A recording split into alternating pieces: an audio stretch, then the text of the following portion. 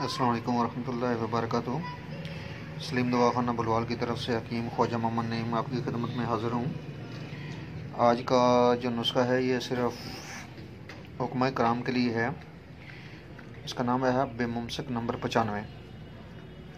बेशक ये नुस्खा जो है ये मुहर्रक व मुमसिक है, वक्ती टाइमिंग के लिए बेहतरीन है। सिर्फ उन हज़रात के लिए बनाया गया है, तरतीब दिया गया है जो चाहे ज़रूरत है मजबूर हैं और बायस शर्मिंदगी की वजह से किसी के आगे इजहार भी नहीं कर सकते। ये नुस्खा जो है ये सिर्फ हुक्मा इकराम के लिए है। इसको सिर्फ हुक्मा इकराम से बना सकते हैं या बनवा सकते हैं।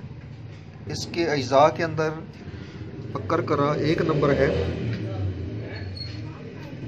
दूसरे नंबर पे इसमें कुश्ता शिंगरफ है। ये कुश्ता शिंगरफ है दर मालकंगनी बुलावा और तिल से आके साथ बना हुआ। अजवैन खरसानी इसमें शामिल है, मगज़ जायफल है और सबसे मेन जो आइटम है वो उसके अंदर शमा है। ये बराबर वज़न मिकदार लेनी है आपने।